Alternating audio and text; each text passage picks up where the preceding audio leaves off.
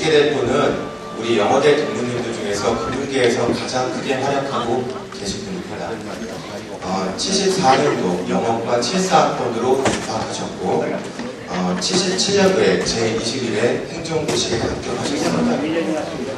서울대학교 행정대학원에서 행정학을, 미국 미네소타 대학에서 행정학을 전공하셨고 행정고시 합격 이후 재무부에서 공무원으로서 활동하셨습니다.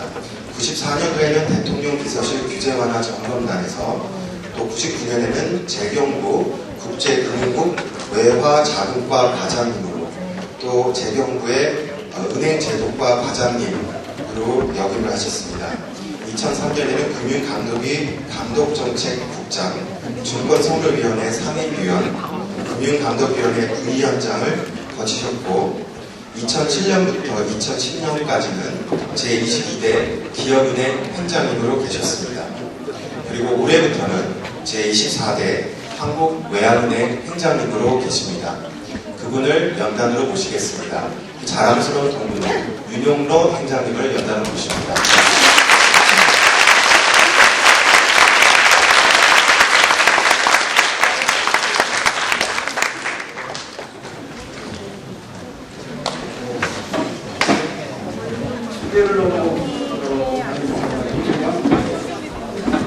저는 사실 여기 오는 후배들이 계셔서 제 경험을 얘기하라고 제가 그렇게 잘난 게 없는 사람이거든요.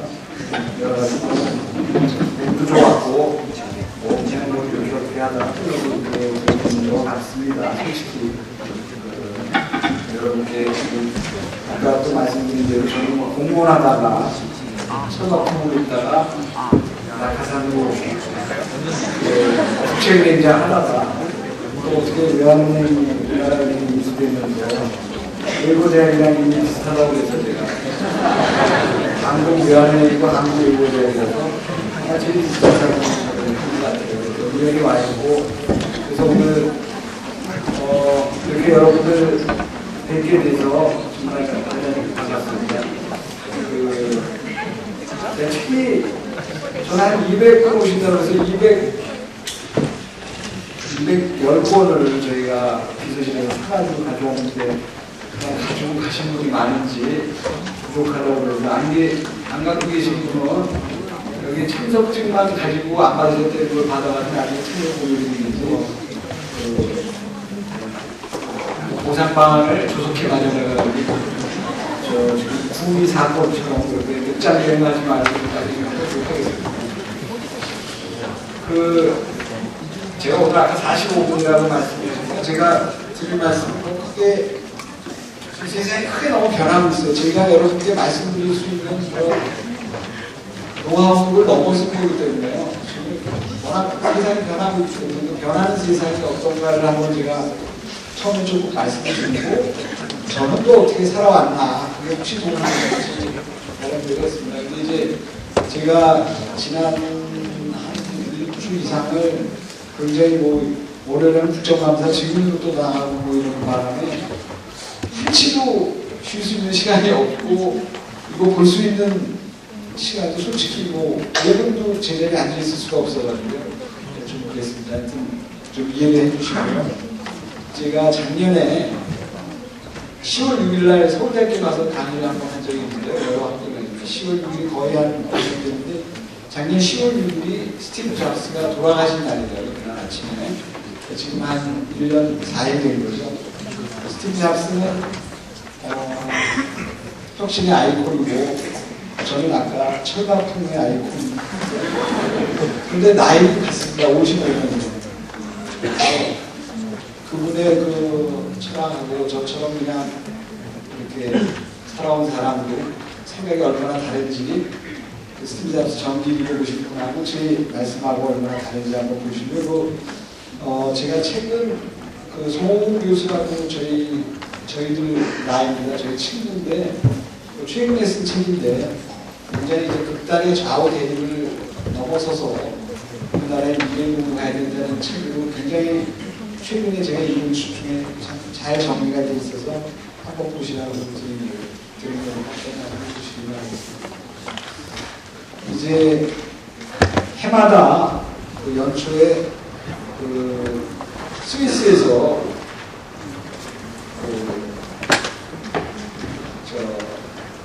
스위스에서 그 세계 그 주식 포럼 같이 다보스 포럼이라는 게 열립니다. 1월달에 그 다보스라는 데에서 열리는 때에는 항상 세계적인 소로스나 뭐 이런 분들이 다 와가지고 자본주의에 대해서 이제 많이 강조를 하고 그런 거였습니다. 근데 금년 1월달에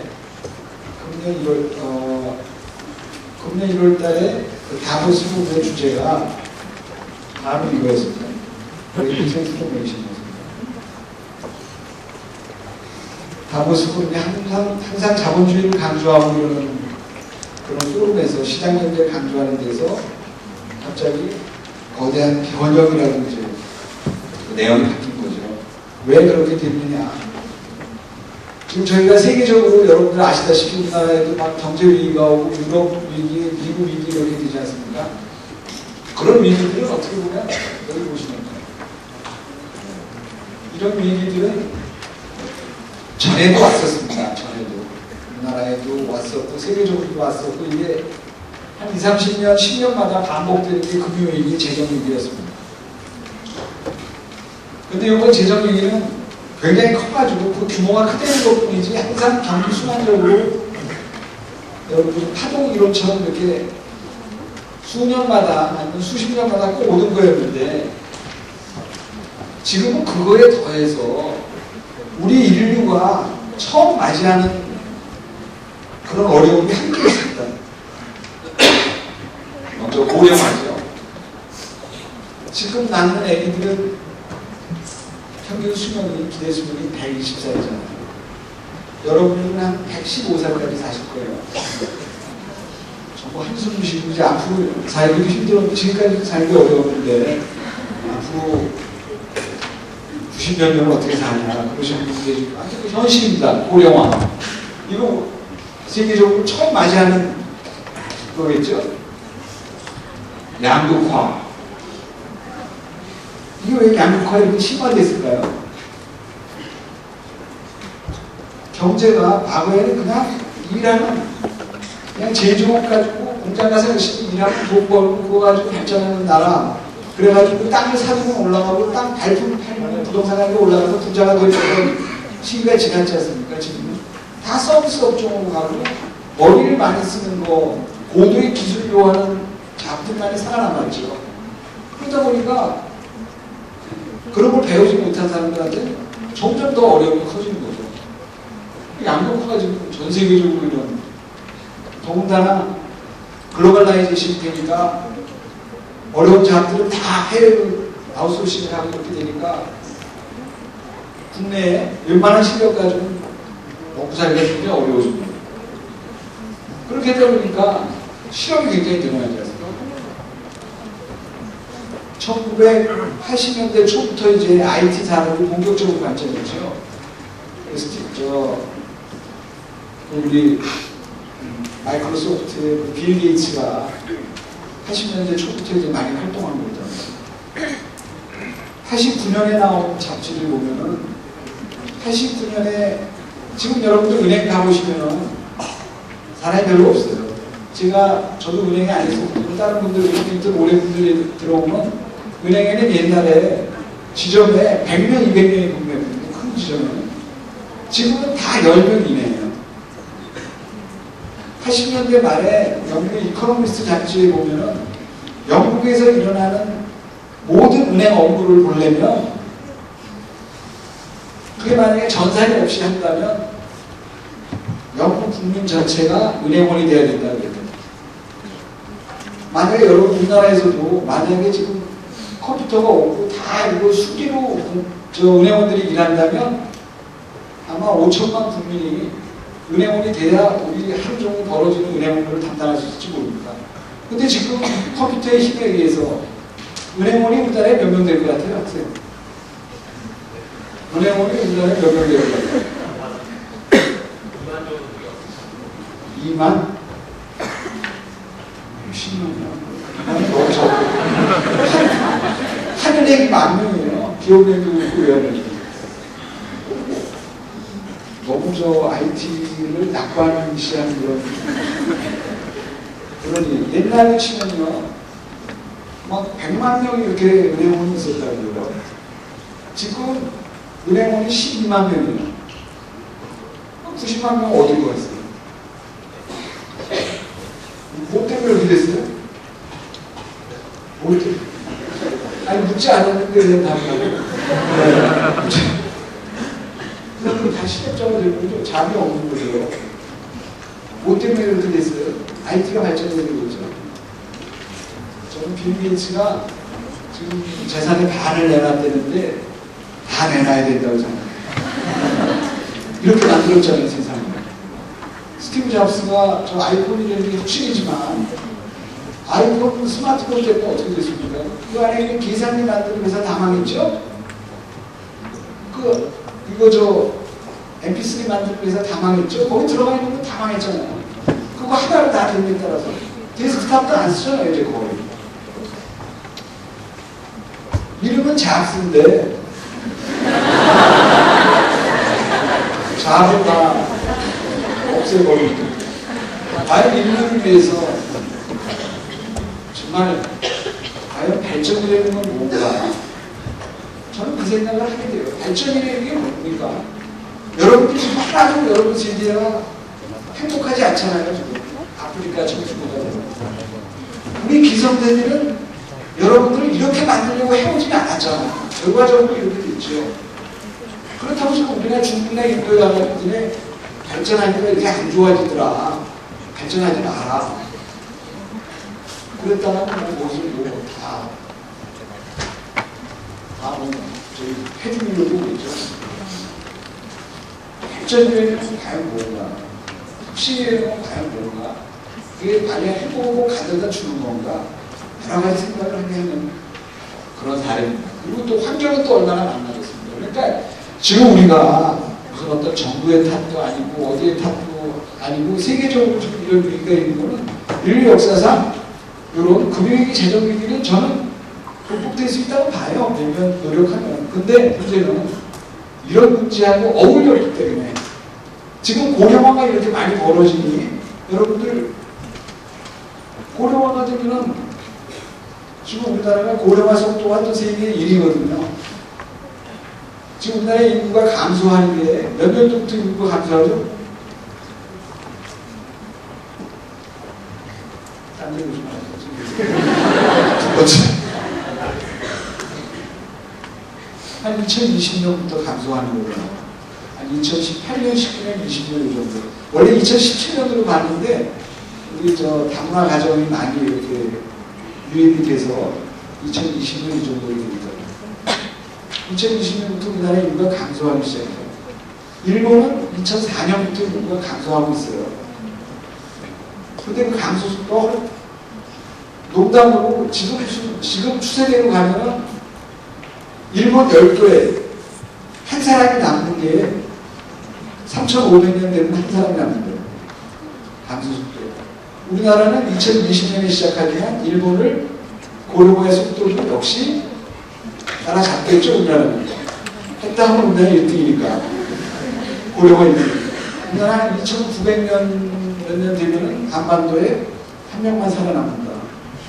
역시 우리 속도가 OECD 이혼율 1위, 자살률 1위, 모든 거 했다 하면 경제성장 1위, 회복 1위, 다시 추락 1위, 뭐 이런. 우리나라가 그게 현실입니다. 우리나라하고 뭐가 관계되는지 모르지만. 그래서 이런 문제가 고령화가 되니까 고령화에 대해서 지금은 여러분들이 10명에서 노인 한 명을 부양해야 돼요. 근데 2050년에 가면 1.4명이 한 분을 부양해야 돼요. 1.4명. 하겠어요? 그러려면 정부에서 많은 복지 재정을 쓸 수밖에 없잖아요. 그러면 재정은 더 나빠지죠. 많은 지금 대선 후보들이 내년에 반값 등록을 등록금 하는 건 좋다 이거예요. 그 돈은 어디서 나오냐고. 돈은 내세요. 그러면 안 되죠. 부모님은 낼 생각이 없고 학생은 이제 받을 자세는 되죠. 돈 문제가 끝까지 가면 이런 문제들을 과연 재정이 어떻게 안 나빠지고 이걸 유지하면서 가느냐는 세계적으로 가장 큰 문제죠. 제 친구 딸도 여기서 학교 졸업하고 이태리에 음악 공부 가는데 뭐 등록금이 뭐 안 낸다는 거예요, 거의. 좀 있더니 결국 이태리가 망하는 것 같아요. 망하시면 없죠. 그리스 지금 망했죠. 얼마나 좋아요, 생긴다. 55세 이상은 다 연금 탁탁 나오는데. 독일 사람들은 65세까지 일해가지고 세금 내가지고 이제 그때부터 연금 났는데 이쪽은 맨날 놀면서 바쁘니까 독일이 또 얼마나 기분 나빠요. 복잡한 문제지만 이런 문제 때문에 계속 이 문제가 뒤에 엉켜서 지금 현재 문제 풀기가 이게 서로 갇혀지더라도 이게 남아있고 이 문제도 바로 같으면은 금방 해결될 것도 이런 문제하고 연결이 돼가지고 점점 더 어려워지는 게 작금의 사태입니다.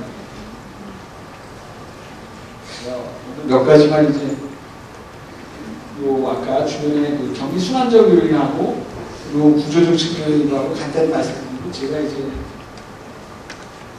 개인적인 거좀 말씀드립니다. 아시다시피 뭐 지금은 이거 표로는 되어 있지만 아주 간단합니다. 2008년에 금융위기는 났죠. 금융위기 난 건 뭡니까? 이제 2000년도에 그 IT 버블이라는 게 나가지고 그때 저 산업혁명이라고 그런 것까지 하고 막 인터넷 닷컴 버블이 막 일어났습니다. 그러다 갑자기 그게 꺼지게 되니까 경제가 완전히 안 좋아지니까 결국 그린스팬이라는 분을 통해서 돈을 풀어서 그냥 이제 경제를 살렸거든요. 돈을 푸니까 부동산 가격이 많이 오르잖아요. 그러니까 부동산 가격이 좀 오르는 데는 결국 나중에 오르면 팔면 되니까 사람들이 다 돈을 빌려서 집을 산 거죠. 유럽이고 미국이고. 그러다 어느 순간에 이제 너무 돈이 많아져서 인플레가 많아지니까 2007년부터 그 그린스팬이 다시 돈을 주는 금리를 올리기 시작하니까 우리나라가 똑같이 지금같이 대출 금리가 높아지니까 대출을 못 갚아서 가게들이 어려워지니까 가게들에 대해서 정부가 돈을 풀어서 막았더니 이제 또 정부가 빚이 많아서 어려워진 거죠. 그런 것들이 이제 같이 가면서 이 GDP 대비 국민 총생산 대비 부채가 보세요. 그리스 같은 경우는 160. 자기 소득에 비해서 빚이 160%입니다. 일본은 사실 이게 200%는 없습니다. 일본은. 근데 일본이 문제가 안 되는 건 일본은 또 다 그 일본 국가의 빚을 국민들이 또 다 그 채권으로 가지고 있어요. 일본 사람들은 돈을 안 쓰고. 그래서 일본하고 미국하고 옛날에 그런 얘기가 있었어요. CD를 이제 일본은 아주 돈을 안 쓰니까 절약만 하면 여러분들 안 되잖아요. 경제가 어려워지면 돈을 누구나 써줘야 돈을 돌고 나서 경제가 올라가는데 전부 절약을 하니까 그 케인즈에 나오는 그 절약의 역설을 그러죠.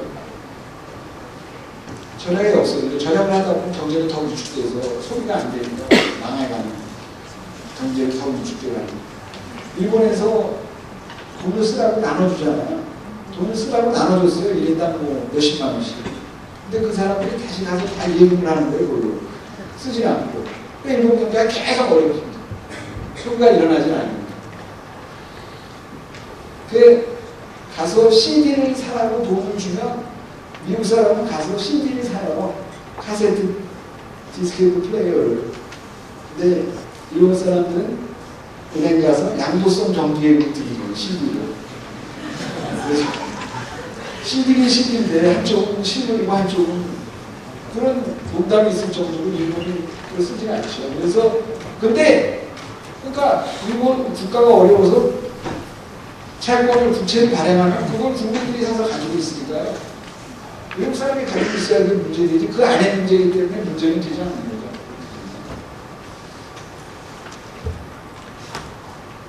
그런데 위기가 왜 이렇게 확산되느냐는 아까 말씀드린 대로 국제화가 많이 되고 서로 나라마다 이 서로이 투자가 서로 많이 일어나고 또 나라마다 서로 수출이 많이 연관되어 있습니다. 그러니까 한 나라에서 어려지면 60년대까지만 해도 한 나라가 어려지고 그 나라에서 끝났는데 지금은 저렇게 바로 외국 공부하고 외국에 바로 우리 공부 그런 세상이 있습니다. 근데 우리나라는 IMF 겪었죠. IMF. 우리나라 하여튼 6.25 이후로 우리 국민들이 가장 큰 가슴에 상처로 안고 있는 게 아마 IMF일 겁니다. 외국 사람들이 우리나라에 와서 깜짝 놀라는 게 모든 국민이 IMF를 알잖아요. 외국의 IMF를 우리 다 아는 사람이 없잖아요. 우리는 IMF 사태를 겪었기 때문에 IMF를 다 알고 우리나라 국민 정부가 BISB라는 걸 알아요. 은행 건전성 지표로 BISB를 외국에 아는 사람 하나도 없는데 우리나라는 국민들이 다 BISB를 모르고 저축은행 가서도 할머니가 BISB를 여기 높았는데 왜 이러냐고 막 이렇게 세계적으로 이렇게 전 국민이 이렇게 다 BISB를 알고 IMF를 아는 나라는 우리나라밖에 없다. 굉장히 정책하기도 어려워요. 공무원들도 다 아니까 좀 적당히 몰라주고 이래야 뭐 이게 통하고 그런 것도 있는데 너무 전 국민이 알고 있으니까 그래서 그때 IMF 때 이제 우리나라는 할 수 없이 문을 열 수밖에 없었습니다. 그래서 우리나라 자본시장 개방 순서가 거의 개방도가 세계에서 12위를 차지하고 있습니다. 거의 우리나라 시장이 좋은 이유는 우리나라에 들어왔다가 코스피라는 게 들어왔다가 언제고 빼서 나갈 수 있게 다른 어떤 개동 시장에 가면요 그 주식을 샀다가도 주식을 팔 수가 없어요. 너무 시장이 조그만해요. 근데 우리나라는 그런 게 잘 되어 있는 거죠. 또 무역 의존도는 우리나라 얼마나 높습니까? 그 멋있게 생긴 학생들 멋있게 생겼던 거 다 쳐다보는데 그 우리나라 GDP가 얼마예요? 국민 총생산이 얼마 정도일까요? 무서워서 해결된 문제가 아니고 저도 말씀 우리나라 1인당 국민소득이 얼마예요? 우리나라 몇만 우리 인구가 얼마예요? 곱하면 그게 GDP 아니냐? 표현 잘하는 거죠. 그거 얼마에 곱하니까? 1조 달러 정도 되죠. 1조 달러. 그러니까 우리 돈으로 한 1100조 되는 거예요. 우리나라 올해 수출이 그 옆에 학생 우리나라 수출이 올해 한 얼마 될 것 같아요? 작년에 얼마 했죠? 올해 수출이?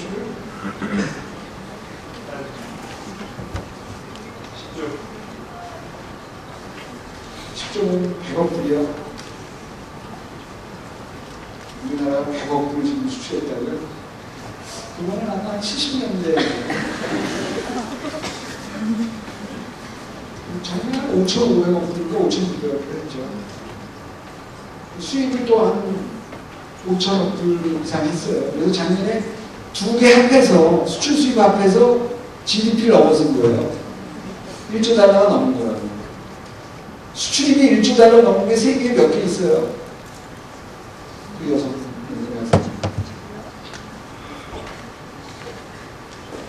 세계 7번째. 지난번에 우리나라가 20, 50 클럽이라고 있어요. 1인당 GDP 2만 불에다가 인구 5천만 이상인 나라를 전 세계에서 봐보세요. 인구 5천만 넘고 1인당 GDP 2만 불을 넘는 나라가 아시아에 어디 있겠어요? 우리나라하고 일본입니다. 아시아에. 중국 안 되잖아요. 미국 대륙에, 이 미주 대륙에 어느 나라가 있을 것 같아요? 미국 하나예요. 캐나다 3,800만이에요, 인구가. 그래서 5천만 요금에 떨어져요, 캐나다는. 다른 남미 안 되고. 유럽에서 어느 나라? 5천만 넘고 2만 불 넘는 데는 결국 독일, 영국, 프랑스, 이태리. 그러니까 그 네 나라하고 아시아의 일본, 그리고 미국 해서 6개, 우리나라 7번째. 우리나라가 그런 나라입니다. 아까 제법 그림은 좀 태어나기 한 20년 전에 그랬을 거예요. 그만큼 우리나라가 아무것도 없는 데서 전 세계 7번째로 20, 50 클럽을 가지고 했다. 대신 우리나라 무역 의존도가 지금 대외적으로 이렇게 대외 사정이 안 좋아지면 우리는 수출입이 합해서 우리 GDP를 넘기 때문에 굉장히 충격이 큰 거예요. 독일은 수출 많이 하기 때문에 크죠. 일본 보세요, 일본. 우리 1조 달러면 일본이 GDP가 얼마 될 것 같아요?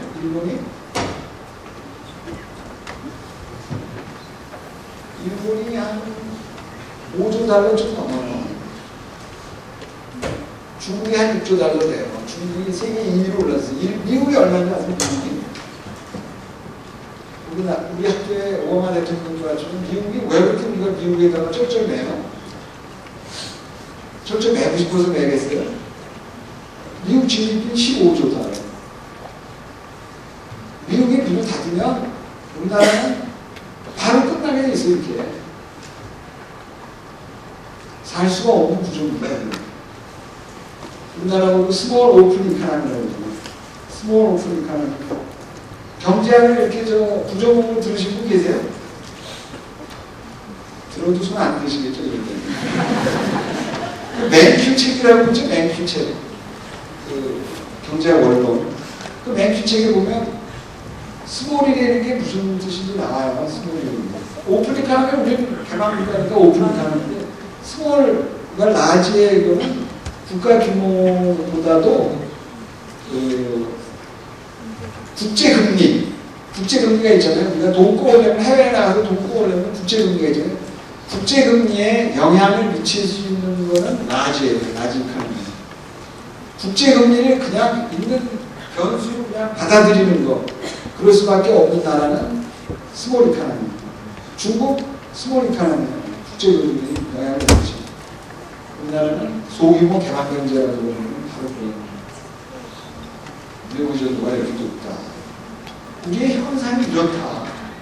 우리나라는 아무것도 없었기 때문에 결국 문을 열고 딴 나라에서 원자재 사다가 팔아서 수출해야 돼요. 그러니까 수입이 많고 수출이 많을 수밖에 없죠. 우리나라에 가진 게 뭡니까? 여러분들밖에 없잖아요. 여러분들밖에 없어요. 똑똑한 우리 국민밖에 없는 나라는 인적자원밖에. 그럼 구조적인 아까 말씀드린 것처럼 지금 우리가 2000년도에 우리나라가 고령자 부양률이 10%일 때 지금 2050년도에는 70%로 나와요. 이거는 10%라면 10명이 한 분을 부양한다는 뜻이고요. 이거는 한 1.34명이 한 분을 부양한다는 뜻이에요. 우리나라가 OECD 평균을 가볍게 따라먹죠.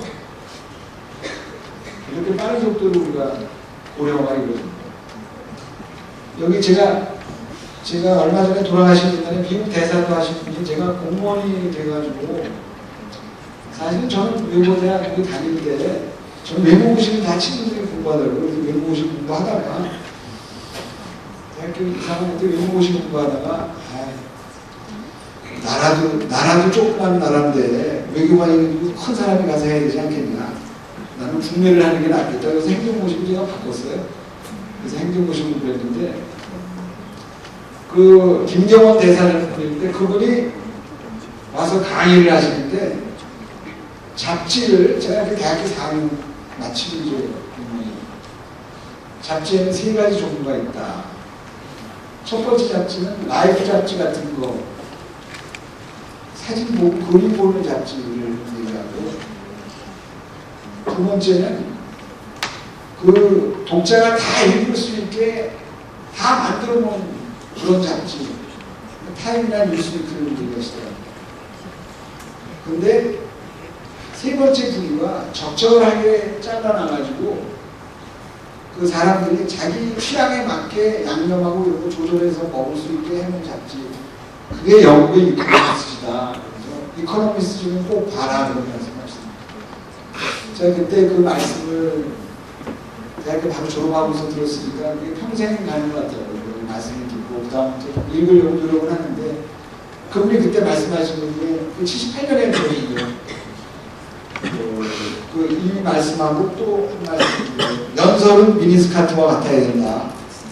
짧을수록 좋고 커버할 때는 커버해야 된다. 저는 그게 30몇 년입니까? 78년입니까? 36년 전에 그 말씀을 들었어요. 그때는, 요새는 그 말씀이 많이 알려져 있지만 그때는 저는 진짜 그 이코노미스트의 2001년 1월 1일자에 2001년이 21세기 시작이잖아요. 2001년이 시작이잖아요. 2000년 시작이 아니고. 그때 20세기와 21세기를 비교해 놨더라고요. 20세기는 해비스하고 해비나스의 대결의 세기다. 가진 자와 못 가진 자의. 그래서 1917년에 볼셰비키 혁명이라는 게 납니다. 그러면서 소련 연방이 생겨서 공산주의가 생기죠. 그리고 거기에 냉전이 생기잖아요. 콜드워가 생기고, 그 다음에 미국하고 소련하고 콜드워 하다가 이제 대탕트라는 걸 해가지고 서로 해비 모드로 가다가 80년에 베를린 장벽이 무너짐으로써 공산주의가 끝이 나게 되는 거예요. 그래서 20세기는 가진 자와 못 가진 자의 대결에서 이제 이렇게 끝나는 거, 자본주의 승리로 끝나는 건데, 21세기는 뭐냐? 영 제너레이션하고 올드 제너레이션 간의 대결이 마치 가진 자와 못 가진 자처럼 대결의 세계가 되는 것 같아요. 여러분도 지금 보시면 그러지 않으세요? 아까 2050년까지 이렇게 자기가 버는 거를 거의 평균 분양한 데 쓴다고 하면 여러분 동의하시겠어요? 특히 2040년 되면 중국이 고령화되거든요. 중국은 세계 역사상 가장 빨리, 최근 들어서는 근세기에 들어서 가장 빨리 세계 진출로 올라갔다가 가장 빨리 쇠락할 거라고 보는 이유 중에 하나가 한자의 정책이 잘못됐다는 거예요. 2050년부터 2040년부터 고령인구 비율이 굉장히 늘어나는 거예요. 그러면 뭐 발전의 가능성이 굉장히 줄어드는 거예요. 21세기는 우리나라 요새 그러잖아요. 젊은 세대들이 9세대로. 그래서 여기 가끔 신문 보시면 그 앤드류 세먼이라고 더 타임스라고, 영국 더 타임스 기자인데 서울 특파원이 있습니다. 그분이 쓴 칼럼 그때 한번 저도 읽었는데, 자기가 파리 공항에서 한국 관광객을 많이 만난다. 근데 막 한국인들, 할아버지들이 깃발 들고 막 하는데 뒤에 따라오면서 사람 지나가는데 팍 치고 지나가고 막 큰 소리를 떠들고 정말 예의 없이 보는 한국인들하고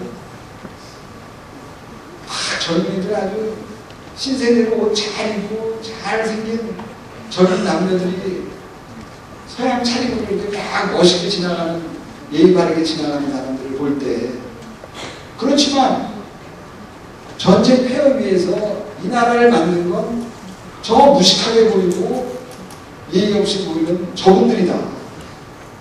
그 혜택을 입고 나온 이 젊은 사람이 아니다. 이게 칼럼에 썼더라고요. 근데 지금 한국의 젊은이들은 그런 걸 모르는 것 같다 하면서 그 서울 특파원이 그렇게 자기가 썼더라고요. 그만큼 아까 2만 5천만 국민 그 세대를 연구는 저 위에 그런 분들의, 지금 보면 업적 갖고 예의 바르지도 않고 정말 자기 중심적인 그분들의 그런 어쩌면 부대포 같은 그걸로 했기 때문에 지금 한국이 있는 거죠. 어떻게 보면 여러분도 인정하고 싶지 않은 것이지만 그런 게 현실이죠. 그래서 하여튼 이 영 제너레이션하고 올드 제너레이션 세대가 정치적으로도 그렇지 않습니까? 과거에 있는 사람들, 미래에 대해서 이렇게 나오고 어떤 그런 세계의 대결이 되는 것 같습니다. 요거는 이제 그런 인구가 앞으로 가면 결국 아프리카하고 인도 같은 데만 결국 이렇게 젊은 비율이 높고 다른 데는 다 이렇게 고령화 되고 있는 거예요. 앞으로 한 40년만 있습니다. 이런 거를 항상 염두에 주셔야 됩니다. 그리고 양극화, 소득 불균형은 되게 진위계수라는 게 있어가지고, 진위계수는 한 한 0.4가 안 되면 평균화된 거고 좀 넘으면 불평등이 심화된다라고 하는데 우리나라는 뭐 아직은 그 정도는 아니죠. 이제 이게 우리나라는 또 속도가 빠르니까 또 앞으로 어떻게 될지 모르니까 미리미리 좀 걱정을 해야 되는데 이런 것 때문에 이게 양극화가 많이 발전되고 있습니다. 또 아까 고용이 아까 스티브 잡스 말씀드렸지만 세계 인구가 지금 올해 70억을 돌파했거든요. 70억을 넘어섰습니다. 70억 중에 취업자는 한 31억 정도 되고요. 그 중에서도 또 한 반 정도는 이 취약 고용이라고 해가지고 영어 대학이니까 벌너러블 인플로먼트라고 돼 있어요. 그렇게 벌너러블을 그렇게 번역을 해가지고 취약 고용이라고 돼 있으니 이런 앞으로는 신규 일자리는 점점 줄어드는 거죠. 제조업이나 은행 생명 출납 이런 거다 줄어들고 이제 서로 많이 하는 뭐 간호사, 변호사 이런 업종들이 많이 늘어난다.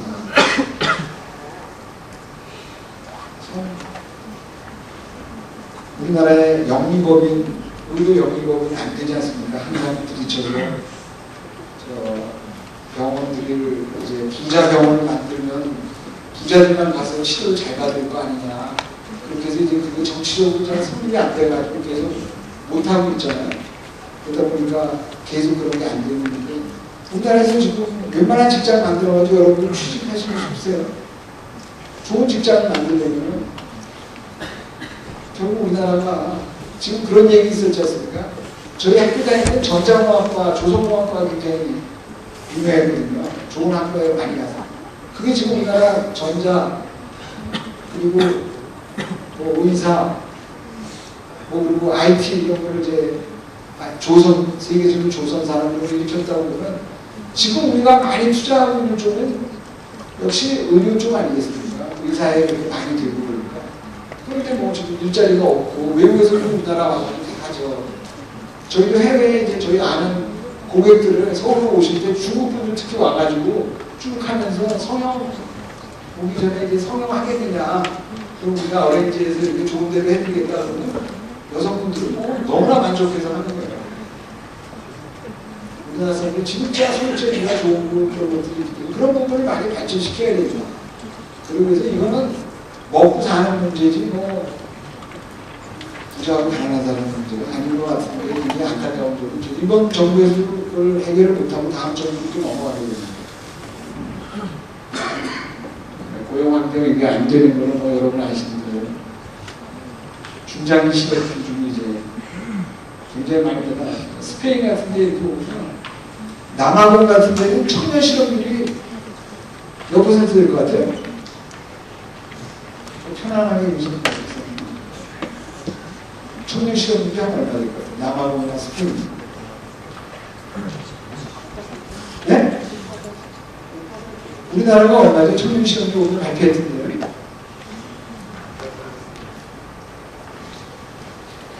우리나라 실업률, 청년 실업률이 한 7% 정도 넘어가는 거예요.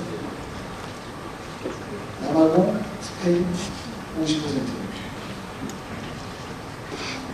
우리나라에서 50%면 지금 우리나라 스페인에 가끔 뭐 이렇게 데모하는 거 나오지만 스페인 사람들 막 너무하다 이렇게 보다가도 50%는 얘기 들으면 이 사람은 참 점잖게 하네 그러거든요. 우리나라 50%는 뭐 지금 벌써 그렇게 돼 있어요 지금 전 세계. 스페인이나 그리스, 포르투갈 이런 거.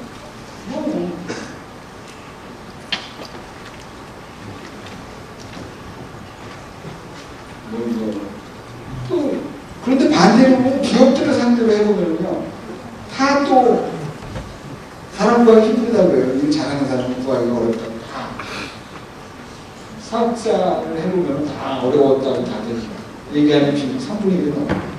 미스매치죠. 미스매치 스킬 미스매치라는 게 되는 거예요.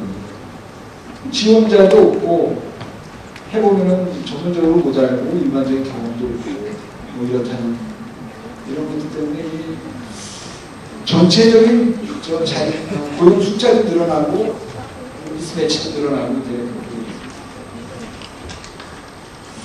이게 뭐 시간이 또 저는 사실은 아까 처음에 말씀드렸다시피 여러분들한테 드리기에는 너무 제 경험이 과거의 경험이 되게 어렵고 현실적으로 급변하는 세상에서 굉장히 어려운 것 같습니다. 다만 저는 이제 외대를 나와가지고 재무부에를 내려가기 때문에 그 재무부에는 대개 우리나라에 서울대 나오는 분들이 법대나 상대나 이런 거 가지고 따지면 되고 고대나 연대는 이제 말도 잘 못 꺼내고 거기 갑자기 외대가 한 번 들어가니까 이 사람은 왜 왔냐고 이렇게 되는 거죠. 그런 데였습니다, 과거에. 거기서 이제 어떻게 그냥 살아남았느냐 그런 경험들이겠죠. 그때도 저도 젊었을 때 여러분들과 똑같이 불안하고 똑같이 어려웠던 거죠. 지금은 또 다른 상태로 또 어렵고 또 그 당시에 지금 여러분들 다 남자분들 특히 군대 갔다 오신 분들 군대는 뭐 지금 가면 어렵잖아요. 갔다 오신 분들. 근데 옛날에 저희처럼 갔다 온 사람은 지금 군대 오면 군대가 아니다 이렇게 얘기하잖아요. 전부. 군대 간 사람한테 두 가지 말하면 안 된다고 그러더라고요. 1년 9개월? 그거 빨리 간다. 그 얘기 하지 말고 요즘 군대도 아니다. 그 얘기 하지 말고 두 가지 하면 그냥 전부 다 들고 그러는.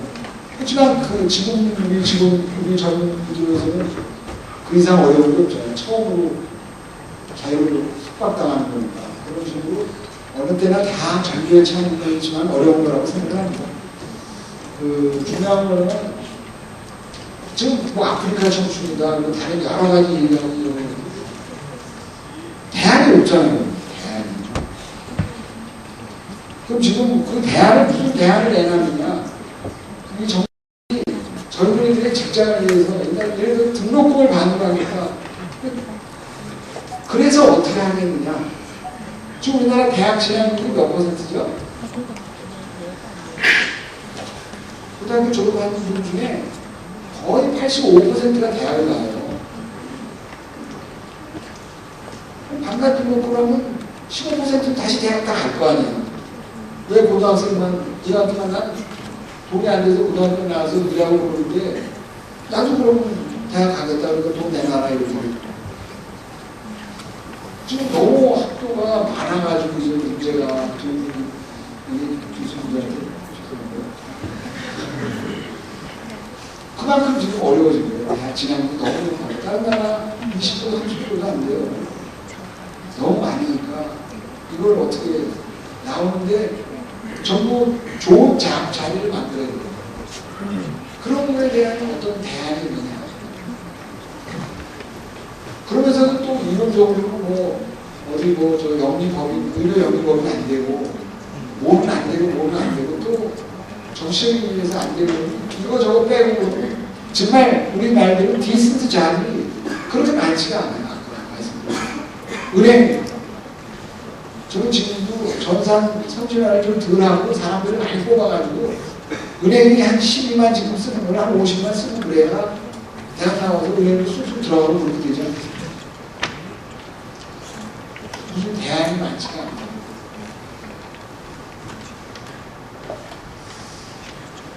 전에 한 7, 8년 전에 이렇게 10년 전쯤 됐죠. 전신혜 씨라고 미국 노동부에서 창업을 해준 분이고 우리 젊은이들은 아까 한 100년을 앞으로 사셔야 되고 한 잡을 한 20개 정도 이상은 가져야 될 거다. 세상이 어떻게 될지 모르겠대요. 운전면허 있으면 어느 도로라도 다닐 수 있는 것처럼 이 대학 시기에는 사물을 보는 눈을 키워야 된다. 제가 공무원할 때 어떤 장관님이 저한테 좋은 말씀을 해주신 게 있어요. 오동나무가 있어요. 오동 부르신 분은 돌아가셨지만 오동나무가 있잖아요. 오동잎이 떨어진다고요. 가을에. 오동잎이 떨어지면 세 종류의 사람이 있다. 첫 번째, 오동잎이 떨어지는 것도 모르고 있는 사람. 절대로 여러분 그렇게 계시면 안 됩니다. 두 번째, 오동잎이 떨어지는구나. 그거 아닌 사람. 두 번째. 세 번째, 노동력이 떨어지니까 가을이 오는구나. 겨울도 멀지 않았으니까 겨울 준비를 해야 되겠다. 어떤 현상이 있을 때 그 현상이 현상이 뭐가 있는지도 모르고 있는 사람은 절대 되지 말아야 되고, 현상이 있을 때 그것만 보고 그냥 그것만 알면 이류밖에 안 된다. 그 현상이 있을 때 그걸 알고 그게 의미하는 게 뭔지 그거에 대해서 고민을 하고 그거에 대해서 준비하는 자세, 그건 훈련입니다. 훈련. 처음부터 그런 걸 갖고 있는 사람은 없어요. 계속 무슨 일이 있었을 때 저게 나한테 의미하는 바가 뭐고 미래에 어떻게 변화해야 될까 해서 자꾸 생각을 해보시고 그거에 내가 어떻게 대응할지 자꾸 훈련하는 그런 자세가 굉장히 필요하거든요.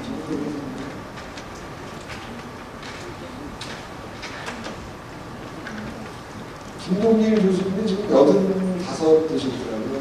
그분은 그 말씀하세요. 독도 가지고 자꾸 일본이 그러니까 외국 사람한테 참 설명하기 힘들다 이거예요. 독도가 우리나라 땅에 내는 거를. 그럴 때 어떻게 답을 해야 되느냐.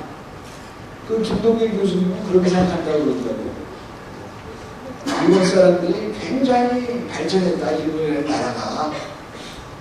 100년 전에는 이 사람들이 이 전체 우리나라 땅이라고 했던 사람들이다. 그때 식민지로 다 온다. 이 사람들이 상당히 그동안 시빌라이즈가 됐다. 100년 전에 1920년대에는 이거 전품이 아니고 이거 다 자기네 땅이라고 했던 사람들이다. 그래도 지금 발전해서 이거 점 하나 가지고 얘기하니까 얼마나 그럼 사람들이 이거 그 콜로니얼 뭐로 그래서 그런 거군요. 그래서 그런 거라고 그냥 다 이거 한국 땅이네 다. 거기다가 뭐 여러 가지 얘기해봤자 이사부 얘기하는 거 얘기해봤자 복잡해집니다. 그거하고 우리나라 역사상 우리나라 역사의 그 정통성을 이어가고 있는 데는 북한이다. 우리나라 역사의 정통성을 이어가는 건 북한이다. 왜 북한입니까? 우리나라 5,000년 역사는 대부분이 다 헐벗고 굶주렸다. 공무원들은 다 가렴주문을 해서 백성을 수탈하고 자기네들 잘 먹고 살고 원룸만 수천 들나오고 홈잡고 그렇게 살아온 게 우리나라였다. 이렇게 전 국민이 잘 살고 이러는 건 이 60년 남쪽에서 벌어진 이상한 일이다. 정통성, 헐벗고 굶주리고 강간부들 잘 살고 명변이 되려고 있는 성만 김씨받은 조선 왕조에서 김씨 왕조를 반대다. 이게 우리나라는 정통성이 없다 그런 얘기 하시더라고요. 그분이 광복 당시 우리나라 광복이 이루어지는 날 전날까지도 누구도 해방이 된다는 생각을 못했다는 거예요. 그러니까 그때 유명한 이광수 씨 다 친일파라고 넘어갔던 분들이 다 말기에 이제 왜 그분들이 갑자기 친일파가 됐겠어요? 이제는 더 이상 비전이 없다고 생각해서 그런 거죠. 근데 해방은 오더라. 아무도 미래가 밝지 못하고 어둡다고 생각할 때가 곧 새로운 기회가 오는 걸 거다. 여러분들 지금 사는 세상이 정말 금세기 아니면 수세기 아니면 인류가 만들어진 일에 가장 큰 어려움을 당하고 있더라도 반드시 거기에는 출구가 있을 거라는 그런 믿음을 여러분들이 가지셔야 됩니다. 여러분들 팔자가 다 나쁘지 않은 이상 전 세계 75개의 팔자가 다 나쁘지 않은 이상 어떻게 다 계속 뭐가 안 되겠어요? 저희가 농담이지만 반드시 인류는 그런 위기를 항상 겪고 넘어왔다. 우리가 생각하기 어려운 것들도 다 넘어서 여기까지 자동으로 온 게 아니잖아요. 희망을 가지셔야 돼요.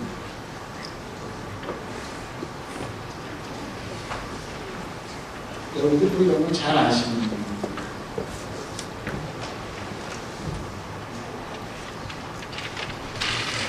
마스시다라는 분은 여러분 잘 아시다시피 패나소닉 내셔널 이런 거 만든 일본 경영의 신이라고 하는 분이죠. 그분은 자기가 복이 3가지 있다고 그랬어요. 복이. 복 3가지가 첫 번째가 집안이 가난한 복. 집안이 가난해서 자기는 반드시 자립해야 되고 돈을 벌어야 되겠다는 생각을 어려서부터 했다. 두 번째, 몸이 약한 복. 몸이 약해서 술, 담배도 안 하고 해서 90까지 살았다. 세 번째, 못 배운 복. 국민학교밖에 안 나. 못 배워서 많은 배운 사람 얘기를 들었다. 이런 얘기 제가 이제 제 아들한테 얘기를 해주니까, 자기는 몸도 어정쩡하고 집안 사는 것도 완전히 못 살고 학교도 적당히 나오고 어정쩡해서 자기는 이렇게 부정적인 생각을 가지고 있으면 안 되는 거죠. 긍정적인 마인드 가지라고 얘기를 했더니 자기도 완전히 좀 못 살고 그랬으면 한번 해보는 건데 어정쩡. 고등학교 때 공부 안 해가지고 대학교 계속 떨어져가지고 좀 소위 인기가 없는 대학에 갔는데 부모님한테 막 싸우는 거예요. 부모가 돼가지고 내가 그렇게 공부를 안 하면 펜에서도 공부시켜서 좋은 대학에 가게 했어야지. 그게 부모로서 할 짓이냐. 지가 공부 안 해놓으면서 이제 그러는 학생들이 있다고 해요. 하여튼 긍정적인, 저는 두 가지를 꼽으라고 그러면 긍정적인 생각하고 열정이라고 생각합니다. 저를 지금까지 이렇게 한 거를 두 가지로 말씀하셔가지고, 저는 모든 일을 좀 남하고는 다르게 하려고 노력했고 좀 열심히 했습니다. 그러니까 자기 일처럼 열심히. 어떤 회사에 그러잖아요. 어떤 회사에 어떤 취직돼서 일하는데 다른 사람들이 다 도요타 공장에, 도요타 차 공장에 우리나라 현대차 사람들이 10년 전에 가가지고 이렇게 연수 받았어요. 우리나라는 이렇게 막 일을 하고 있으면 가면서 그러잖아요. 천천히 해, 생각해서 그러잖아요, 다. 일본에 가니까 벌써 9시에 딱 작업 시작되기 전에 10몇 분 전에 와서 딱 갈아입고 9시에 되면 딱 일을 시작하는 게 9시거든요. 우리나라는 9시에 가서 이제 우리나라 근로시간 나 길다고 조사에 나오는 거 저는 믿지 않습니다. 일하는 건지 담배 피는 건지 모르게 지나는 시간이 다 포함돼서 우리 시민까지 제일 일 많이 하는, 이래가지고 나라가 되겠냐고 나오잖아요. 중간에 다 사적인 전화하지요. 나가서 친구 만나고 커피 마시러 오는 사람들 밖에 소매 나간다고 해서 다른 데 돌아다니고 그거 다 근로시간으로 계산돼서 이렇게 나오는 거예요. 제가 그런 분들이 있다는, 다 그렇다는 말씀이 아니고, 정말 외국에 가서 저 근무할 때 보면 얘기를 붙일 수가 없어요. 너무 바빠가지고. 자기 하는 업무 시간 동안에 천천히, 시간도 아까워 행복한 사람은 먹으면서 얘기하지 않습니까? 그래서 이게 집중도가 굉장히 높다. 저는 그런 면에서 제가 여러분께 좀 자랑같이 좀 말씀드리면, 다른 분들이 볼 때 선배님들이나 고객 입장에서, 저는 고객 만족이라는 건 은행에서 고객 만족이라고 하지만, 고객은 저는 저희 집에 가면 저희 집사람도 제 고객이잖아요. 제 애도 제 고객이죠. 제 애가 제 고객이지만 제가 제 애한테 너는 생물학적으로 내 아들이다 라고 얘기한다고 제 말을 듣겠습니까? 그 고객에 대해서 끊임없이 관심을 가져줘야 되고 돈도 가끔 용돈도 줘야 되고, 그렇지 않으면 끊지 하고 날리시면 돼요. 부인도 제가 그랬어요. 부인도 저희 은행 지점장한테 생일 다 잊어버리고 저런 기억을 다 잊어버리고 지나가고 돈을 안 갖다 주고 그러면서 얼마나 견딜 수 있냐 그랬더니 전부 뭐 말도 안 된다고. 그만큼 고객에 대해서 계속 신경을 써야 되는 거죠. 고객 입장에서 항상 생각해보고 상대방에서 입장에서 항상 서로 생각해보는 거. 그러니까 일할 때 나는 왜 승진이 안 되고 나는 좋은 데를 왜 못 가느냐, 그 상사 입장에서 생각을 한번 해야 돼요. 상사 입장에서 그 사람의 보기에 이 사람이 참 잘하고 있다고 느낄 정도로 자기가 바보죠. 자기가 안 하면서 왜 그렇게 안 하냐고 그러는 거예요. 고객의 입장을 전해서, 고객은 밖에 우리가 장사하면서 뭐 하는 거래하면서 하는 그런 말이 고객이 아니잖아요. 내부의 고객, 자기 상사부터 자기 아랫사람까지 다 고객이잖아요. 여러분들도 여러분의 부모님이 여러분의 고객이에요. 동생도 고객이에요.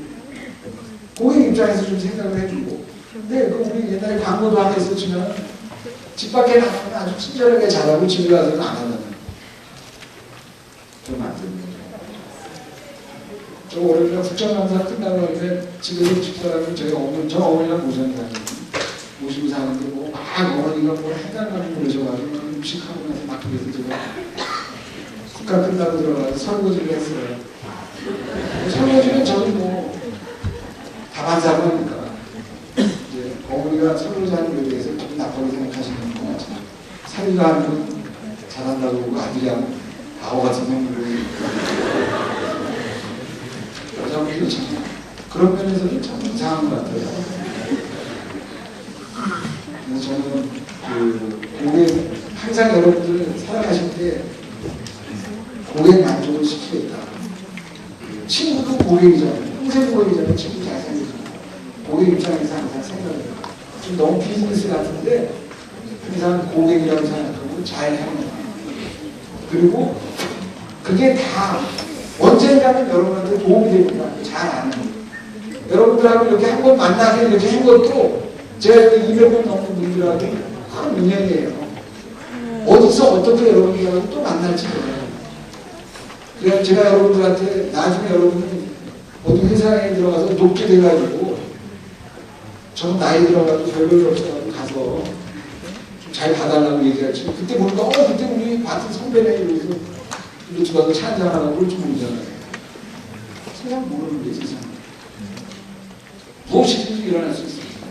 그러니까 여러 가지 말씀하겠는데 네트워크 잘 관리하시고 친구들 관리 잘 두고 잘 관리하시고 그리고 항상 저 아까 이것처럼 긍정적으로 나는 맨날 잘 될 것이다 긍정적인 생각을 누구나 그런 생각을 가졌다가도 점점 없어지고 그러죠.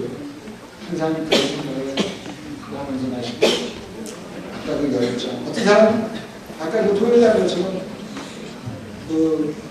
그래서 현대자동차 사람들이 천천히 하세요. 뭐 슬슬 해. 뭐 이러면서 슬슬 그러는데 도요자니까 뭐라고 막 그러면서 시작하는데 뭔가 그랬더니 힘내서 열심히 하자. 막 그러면서 막 하더라는 거예요.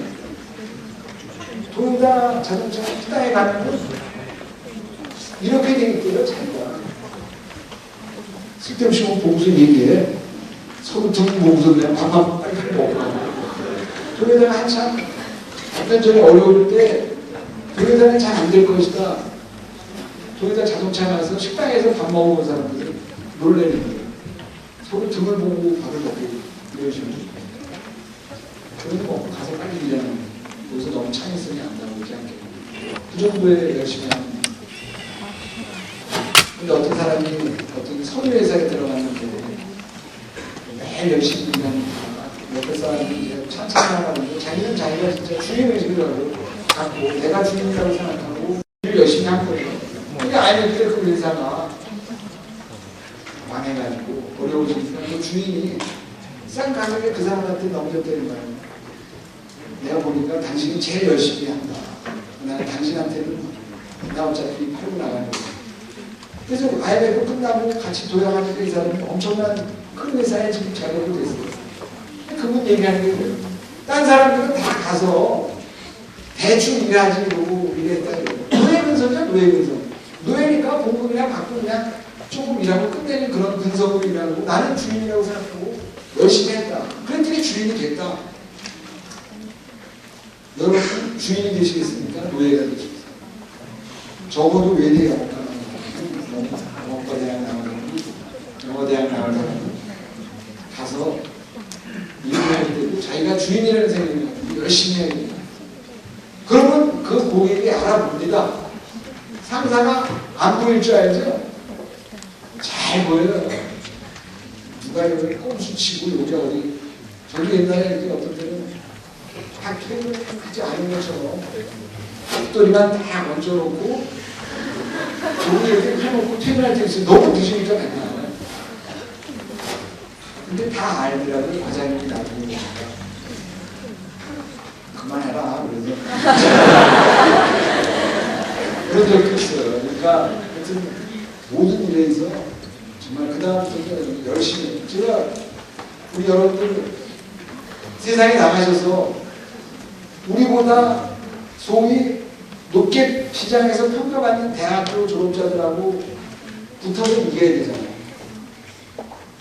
여러분들이 저한테 당신은 어떻게 서울대 출신이라고 싸워서 이겼냐고 물어본다면 저는 남들보다 더 열정을 가지고 좀 했고 항상 좀 남들하고 다르게 일해보려고 했고 그리고 이제 항상 그게 될 수 있다고 긍정적인 생각을 가지고 했다. 그 말씀만 드리겠습니다. 이런 요법 사업이라는 거는 제가 이런 것들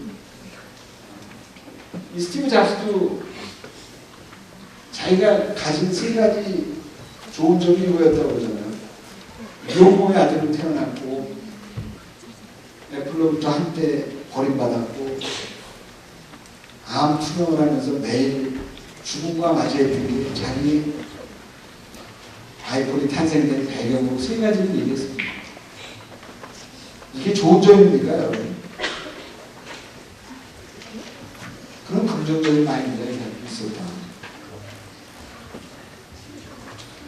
이 요범 사람이라는 거는 제가 끝으로 한번 말씀드리면 요범이라는 사람이 명나라 시대에 근데 명나라 시대에는 이렇게 우리 여학생들은 어디 이렇게 정보로 가고 그러죠. 네.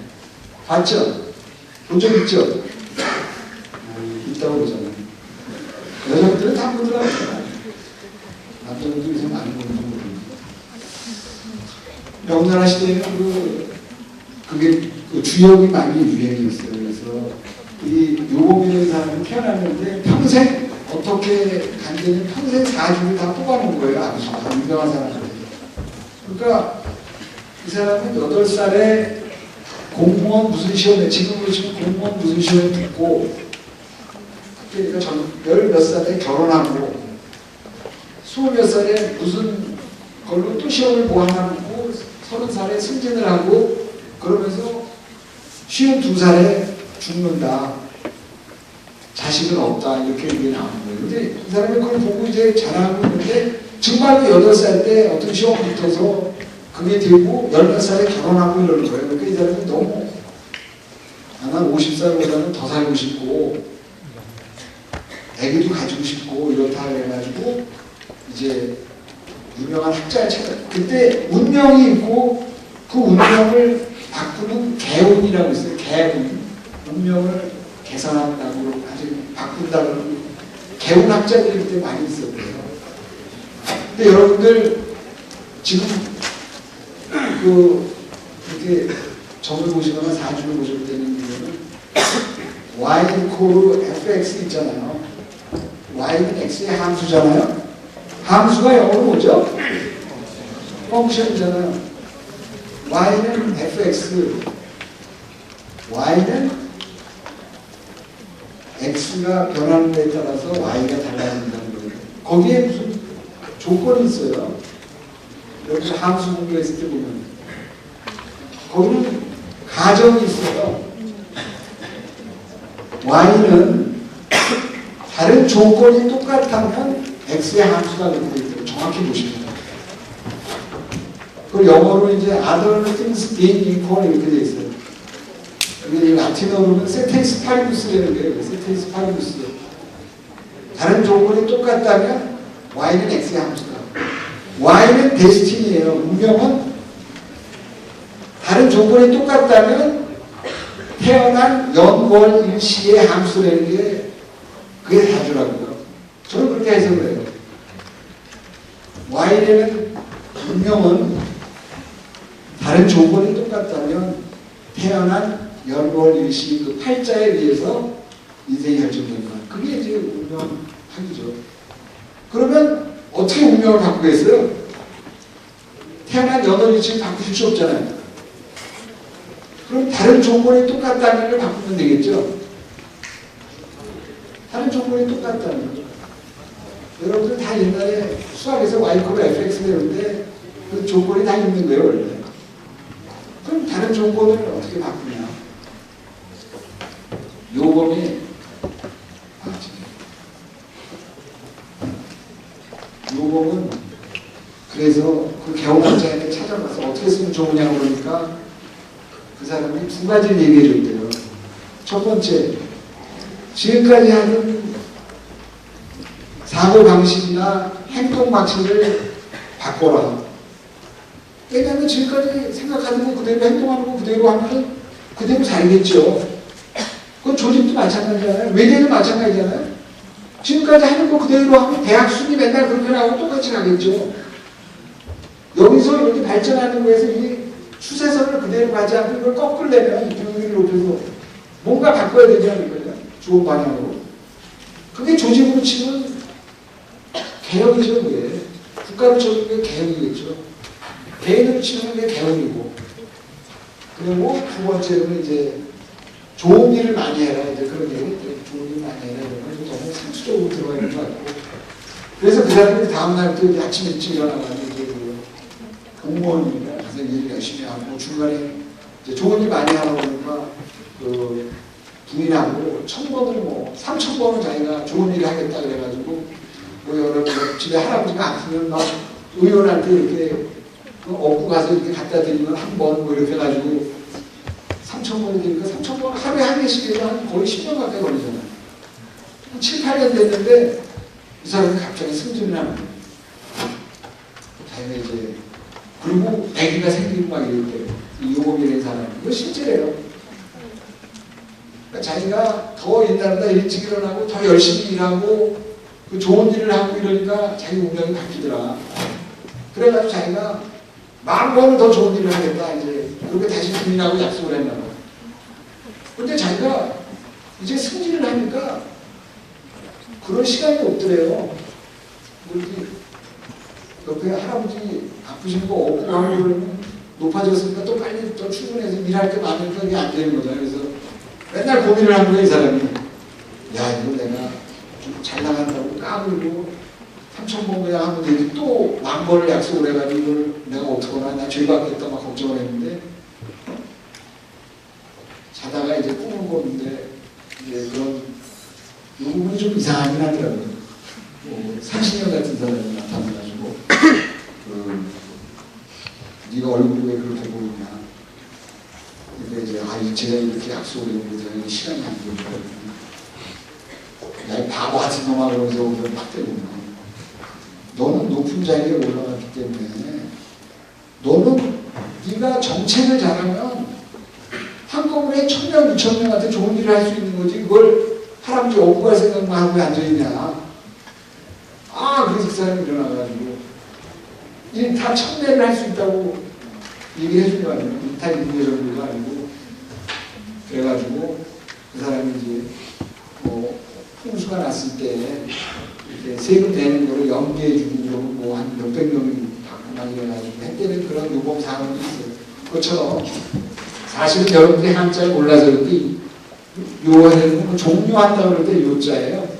요거는 평범하다 그럴 때 이 사람이 원래 이름이 다르게 있는데 나는 그렇게 평범하게 사는 걸 오늘로 끝내겠다 이래가지고 개운학자한테 받고 그럴 때는 요범 사항이 되는데 유명한 게 있습니다. 그래서 오늘 말씀드렸고 여러분들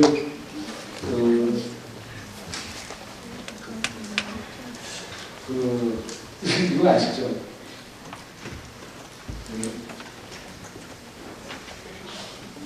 10년 전에는 미국에 스티브 잡스도 살아있었고 바보풀에는 그 코미디언도 살아있었고 자니 캐시라는 그 칸츄리송 그 유명한 사람도 살아있었고 지금은 그분들이 다 돌아가셨어요. 또 그건 노 잡스, 노 호프, 노 캐시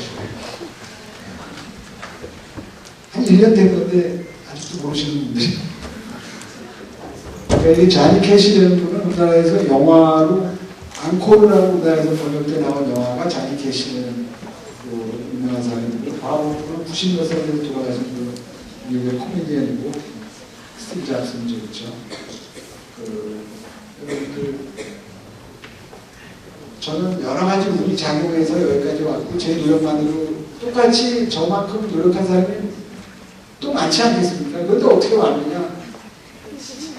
이라고 생각하는 거죠. 근데 게리 플레이어라는 골프 선수가 있었습니다.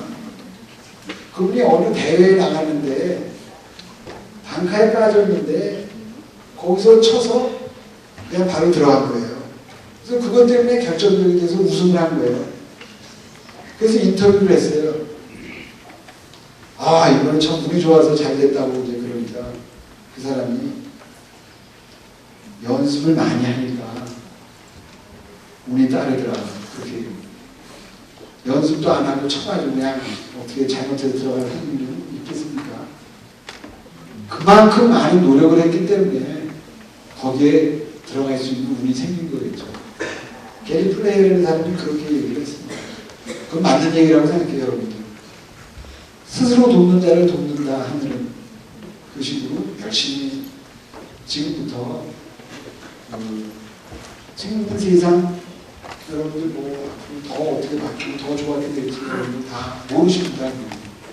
항상 미래에 대해서는 긍정적인 생각을 가지시고 고객 입장 생각하시면서 열정 가지시고 한번 가시면 지금 영어대가 훨씬 좋아졌고 우리 동문들도 많이 지금 사회에서 많이 활약하고 있어요. 왜냐하면 더 많아요. 아무래도 이제 외고대학 출신들이 많이 들어와서 그리고 신입 직원 들어오는 것들 위해서도 들어오는 비율도 굉장히 외대가 높게 되고 저는 아무 얘기 안 합니다. 학교별로는 있나? 그러고서 이제 이렇게 보면 제가 어디를 보는지 다 알죠.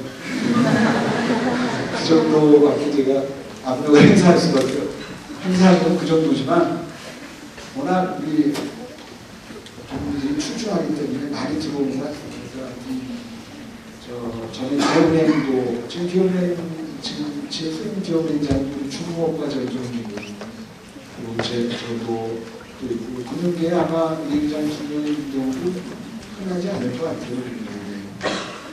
여러 가지 지금 우리 저 있을 때만 해도 저 있을 때만은 전혀 없었어요.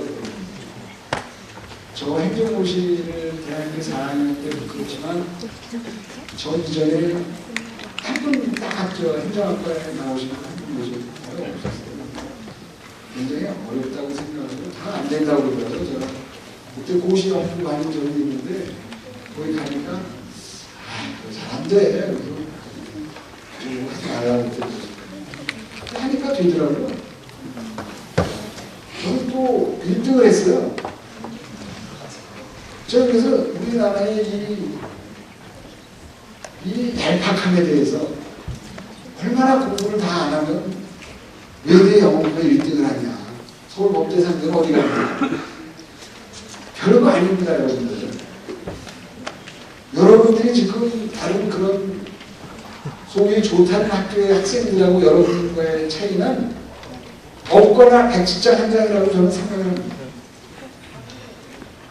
문제는 지금부터, 지금. 아까 제가 10장씩 매일 책을 읽자 뭐 이런. 매일 책을, 아까 제가 드린 책 포함해서 책을 매일 읽으시고, 항상 책을 손에서 놓지 않고 있으면 하루에 10페이지만 봐도 잠도 잘 오고, 아주, 난 불면증이라는 것도 이해를 못하겠어요. 책 보는데 어떻게 잠이 안 올 수가 있어요. 그 까딱 잘못하면 20페이지 읽을 수도 있어요. 10페이지 읽으면 1년에 거의 4,000페이지잖아요. 20권돼요. 4,000페이지 되잖아요, 1년에. 여러분, 100년 더 살 거잖아요, 100년. 4,000페이지를 100 곱하면 어떻게 돼요? 40만 페이지야? 40만 페이지가 읽는 사람하고 안 읽는 사람하고는 말할 때 풍이부터 다르죠. 정말 뭐 지금 뭐 다 되게 이분이니까 모레는 하여튼 특히 우리 인문계 여러분들 지금 얼마나 지금 인문학의 이게 뭐 경영에서도 굉장히 좋다고 다들 그러잖아요. 저희 때만 해도 인문계 그런 거 없었어요, 하나도. 우리 외대 출신이 언론계에 많잖아요. 왜 언론계에 많은지 아세요? 그냥 일반 회사는 상경계 출신만 이렇게 뽑는다고 써 있었어요. 외계 그냥 무슨 다른 업과 이렇게 나온 사람은 오프라인조차 만들지 못해요. 그런 정부의 제한이 없는 데가 은행이나 언론사였어요. 언론사에 좀 사장님이 몇 분이시고 편집국장이 몇 분이시고 그쪽에 많이 간 겁니다. 지금은 여러분들 훨씬 여러분들 선배들 많고 훨씬 그때보다 인문학의 중요성이 많아지잖아요. 저는 적어도 언더에서는 저는 영어가 나온 거 정말 자랑스럽게 생각했어요. 왜냐하면 다른 사람 업대 상대 나온 사람들 학부 때부터 공부한 사람들 상박하거든요. 그 대학원 가서 하면 되는 것 같아요. 저도 애가 언더에 들릴 때 하나는 경영대를 나오고 하나는 그냥 물리대를 나왔는데 물리대가 훨씬 다른 책도 많이 읽고 더 많이 나와요. 물론 외국 사람 만날 때 전공을 못 밝히는 어떻게 감히 영어를 전공했다고 제가 그럴 수 있겠어요. 미국 사람 경제학 전공이라고 거짓말을 영어로 빨리 그런 거 좀 아쉬워요. 그런데 좀 더 열심히 했어야 되는데 그래도 뭐 하여튼 여러분들 더 자신감 가지시고 지금부터요. 지금부터 어떻게 하느냐에 따라서 5년, 10년 지나면 좋은 대학 나와가지고 열심히 안 한 사람하고 우리 정부 그리고 너무 좋은 대학 나오는 거 안 좋아요. 외대 정부가 딱 좋은 것 같아요. 왜냐하면 더 좋아질 확률이 적잖아요. 하버드 나온 사람들이 잘 안 된다는 거 아시잖아요. 어디든 잘 못 들어가요. 하버드 나왔는데 그런 회사를 다녀? 이러잖아요. 외대 나왔는데 그런 회사를 다녀? 그런 얘기 잘 안 나와요.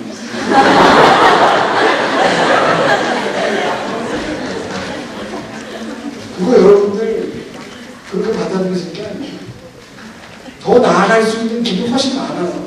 인생이라는 거는 점점 이렇게 올라가야 된다.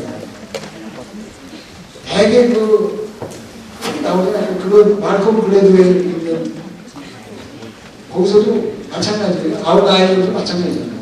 아웃라이어 여러분들 읽어보시면 다 그런 내용이잖아요. 노벨상 받은 사람의 IQ가 110이잖아요. 다 대부분 열심히 하는 게 다니는 거예요. 그런 면에서 여러분들은 참 외고대학 참 잘 들어오신 거고 여기서 이제 더 좋은 대학원도 갈 수 있고 더 좋은 직장을 갈 수 있고 항상 출가를 너무 높게 하는 거는 그럴 가능성이 많다. 그런 면에서 우리 외대는 정말 앞으로 무한한 발전 가능성이 있기 때문에 저는 자랑스럽게 얘기합니다. 외대 나오는 거. 그리고 학교 행사는 무조건 가고 정말 누가 얘기해도 외고대학이라고 자랑스럽게 얘기합니다. 우리 여러 후배들도 정말 그런 자신감을 갖고 그리고 지금부터 계속 발전해서 인생은 긴 게임과 지금 대학 끝나는 건 끝나는 게 아니고 열심히 잘 해주시면 말씀드릴 기회 좀 1시간 정도. 네, 감사합니다.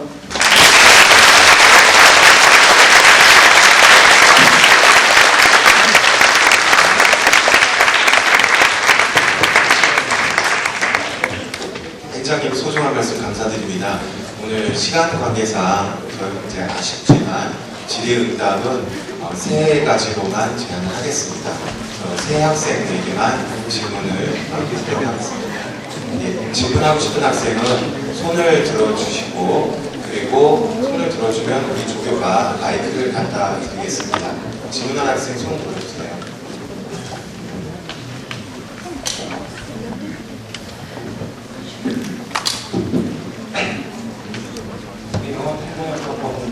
박기영이라고 합니다. 조금 실례인 질문일 수도 있는데 지금 하나은행이 외환은행에서 인수하는 걸 추진하는 걸로 알고 있는데 어떻게 진행되고 있고 외환은행을 어떻게 전망하고 계신지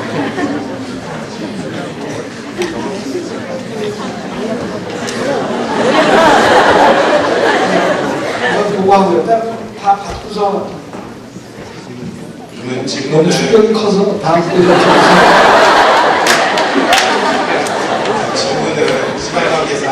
짧은 내용으로 부탁드립니다. 여기 가운데 학생 계속 손 들어보세요. 준비가 진짜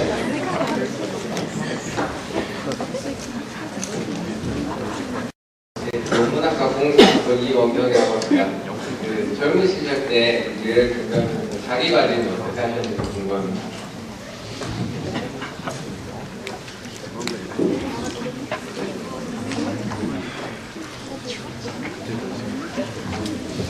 그리고 마지막으로 한 학생의 질문을 더 받겠습니다.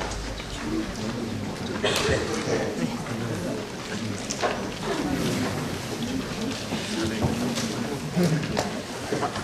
질문하는 학생 계속 손 들어주세요. 저희가 찾아야 됩니다. 네, 안녕하십니까. 저는 영어학과 98학번 이정관이라고 합니다. 대학교 생활 하시면서 가장 잘했다고 생각하시는 점 하나랑 가장 후회하시는 점 하나 말씀해주세요.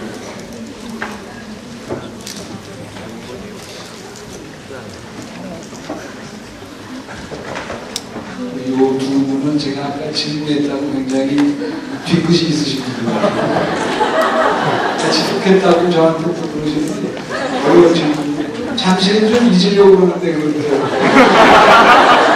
사무실 벗어나서 그 사무실 얘기 좀 안 하고 지내려고 그러고. 그 외환은행하고 하나은행은 지금 외환은행은 1967년에 만들어진 은행입니다. 지금 45년 됐죠. 국가은행이었어요. 정부가.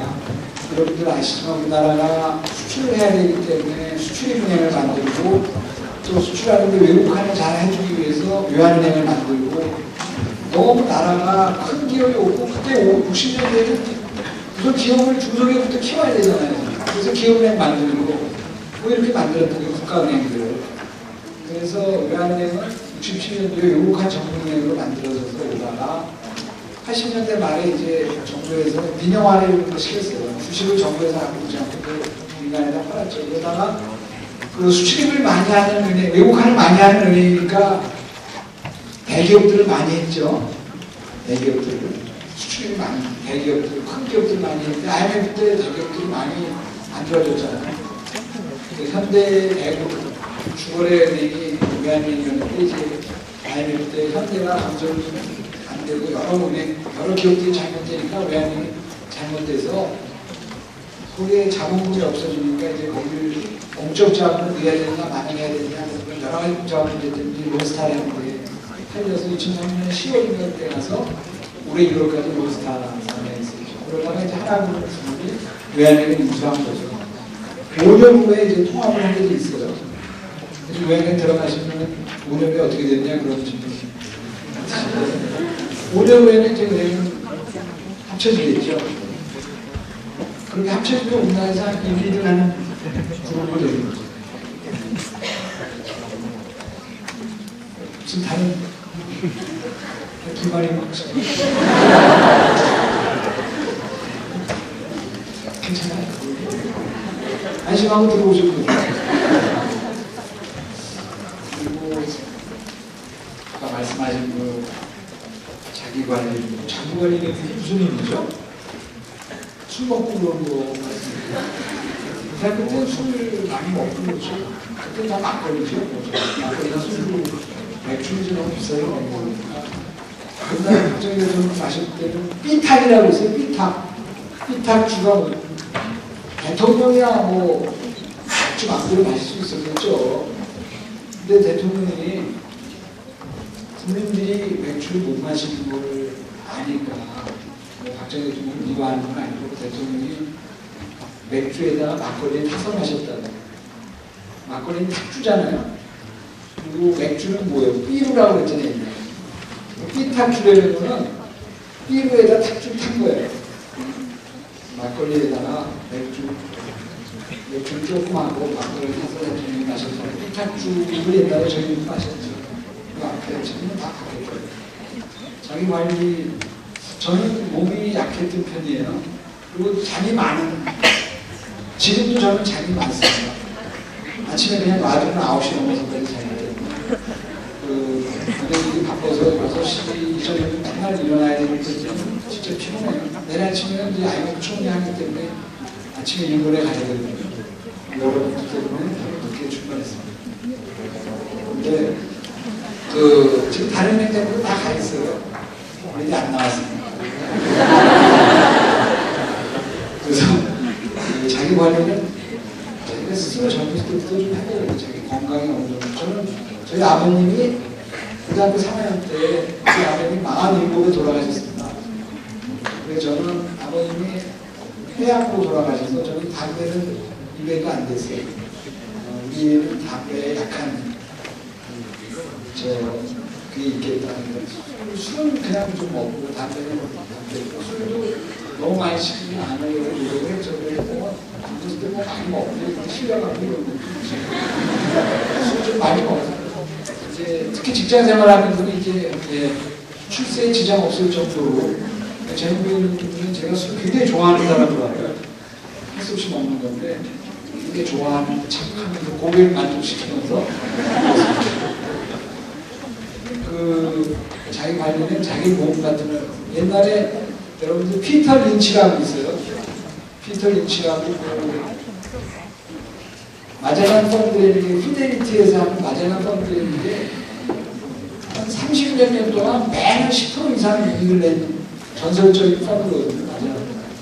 그 사람이 47살에 저랑 똑같은 월가에서 가장 잘 나가는 펀드 매니저가 갑자기 관두고 떠났어요. 떠났을 때 그 인터뷰 기사를 신문에서 보니까 자기 아버지가 지금 내 나이에 돌아가셨다. 자기도 이 나이는 지나면 자기도 은퇴하려고 했다. 가족과 생활하겠다. 이러면서 은퇴한 적이 있습니다. 저도 지금 58이 나이고 저 아버님이 많이 돌아가셔서 그냥 그런 게 좀 건강에 항상 주의해야 되고 술도 뭐 이제는 많이 먹을 수도 없죠. 일이 많으니까 자기 관리하면서 매일 저는 친구 만나면 여자친구 만나면 무조건 항상 책을 들고 다녔습니다. 한쪽에 항상 책. 자꾸 기다리는 동안에 책 보고 그때는 집에 스마트폰 책 보고 아니요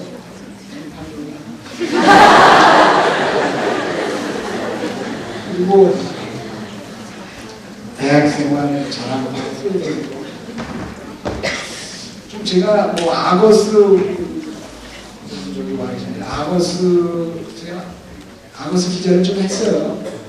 네, 그래서 아거스 우리 동문들 아거스 모임을 가지고서 이렇게 모임을 만들었어요. 그 아거스 기자 한 분들 아거스 동문회를 만들었는데 그런 걸 좀 열심히 잘 못한 거가 좀 풀어지는 것 같아요. 저는 사실 대학교 3학년부터는 그냥 주로 공부만 했습니다. 근데 제가 행정고시인데 되게 다 이제 예비에서 되는 점도 별로 없고 우리 영어과 과목하고도 안 맞잖아요. 안 맞으니까 제가 다 읽어서 해야 돼요. 어디 가서 강의도 못 들으니까 집에서 매일 12시간씩 공부한 것 같아요. 왜 그러냐면 12시간이 굉장히 가볍게 돼요. 12시간. 아침 공부한 3시간 하면 점심시간 되죠. 점심 공부한 5시간 하면 돼요. 저녁 공부한 3시간 하면 자면 공부는 정말 엉덩이로 하는 건 맞는 것 같아요. 앉아서 그리고 아무리 모르는 책도 행정학, 행정법 이런 거, 경제학 이런 거 그냥 한 15페이지 읽는데 1시간 걸려요. 저는 그 책을 아직 생생히 기억해요. 근데 여러분들 나이 때는 다 기억이 되잖아요. 지금은 뭐 바로 어저께 받은 것도 잘 모르고 아까 지금 저거 보고 다시 가서 봐야 되고 그때만 해도 저희 시험 보는 날 2달 전에 본 것까지는 글자까지 다 기억나서 썼거든요. 머리가 좋은 편이 아니거든요. 그러니까 열심히 공부 이런 거 행정고시 공부할 때니까 행정법 책을 보면 처음에 책 한 권 읽을 때는 전혀 무슨 내용인지 하나도 모르겠어요. 근데 독서 100편 의자형이라고 100번 읽으면 뜻이 저절로 나타납니다. 한 3번 읽으면 무슨 뜻인지 네 번 읽으면 그때부터 이제 외워져요. 그래가지고 다 한 7, 8번씩만 읽으면 안 붙을 수가 없다.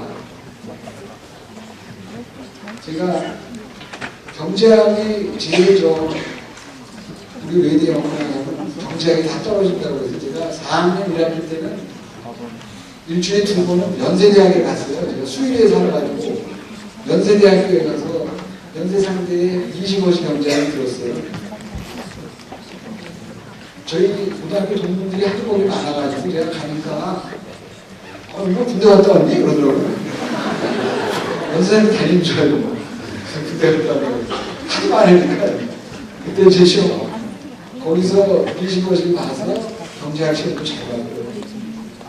운이 좋다면 노동법 시험이 다음날 있는데 바로 전해 시험에 나온 문제가 있었어요. 이걸 볼까 말까 했어요. 똑같이 나오진 않아요. 첫 문제 나오고 10문제가 2문제 거의 나오는데 한 문제를 전에 나온 거 똑같이 나오겠습니까? 되게 전에 나온 거 빼먹고 안 보는데 그날 왠지 모르게 그게 운이죠. 한번 읽어보기라도 하자. 그래서 한번 읽어봤는데 그게 나오더라고요. 다른 사람들의 얼굴에 비치는 그 당혹스러운 얼굴. 저는 환희의 얼굴을 비치면서 그래서 잘 봤어요. 외대의 장점이죠. 외대에 안 나왔으면 그렇게 안 나왔어요. 잘못된 점은 좀 더 이렇게 그런 활동 많이 하면서 근데 세상이 그게 트레이드 오프 같아요.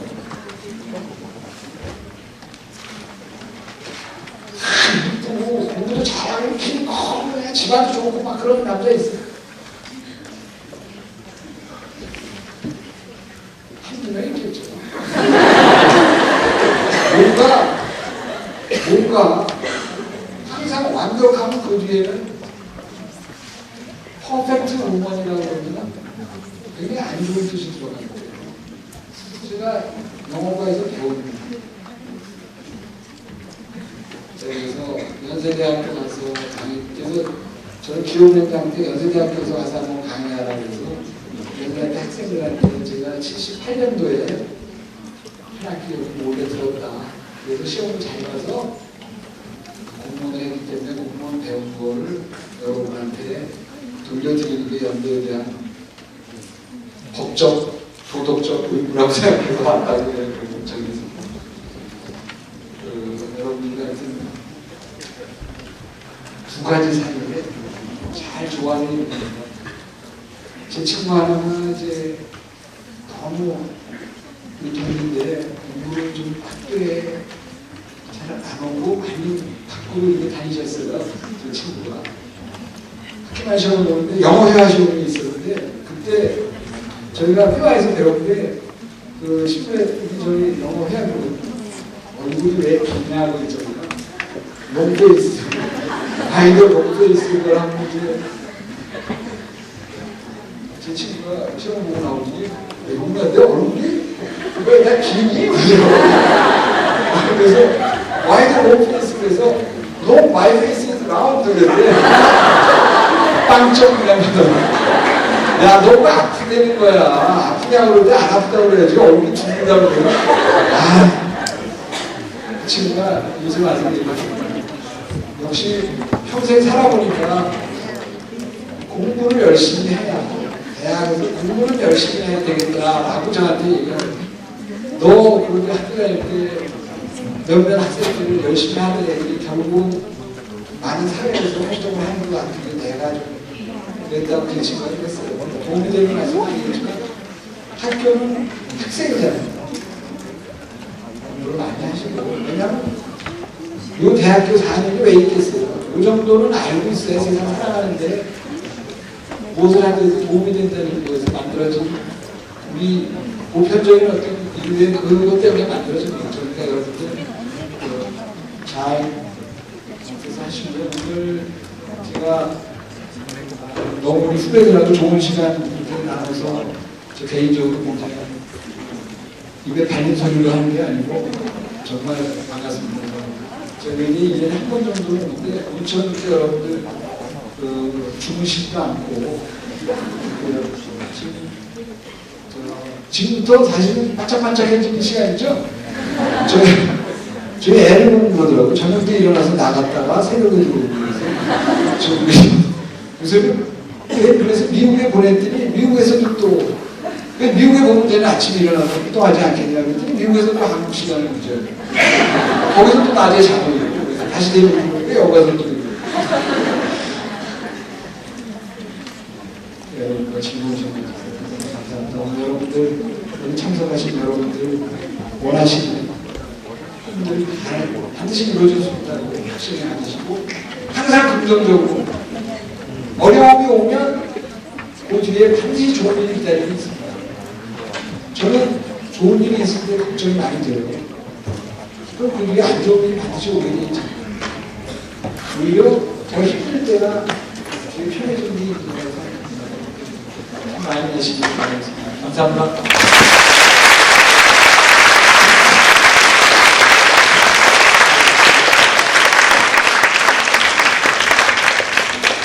팀장님 대단히 감사드립니다. 저희 영어대학에서 감사의 마음을 모아서 자그마한 감사의 인사로서 자그마한 선물을 준비했습니다. 감사패 증정드리는 수술을 갖도록 하겠습니다.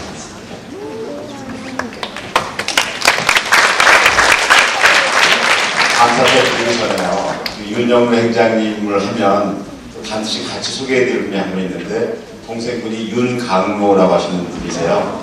인도학과 77학번이고 외대에 20억을 기부하신 분이거든요. 최고의 기부하신 분이세요. 그런 의미에서 박수 한번 하시죠.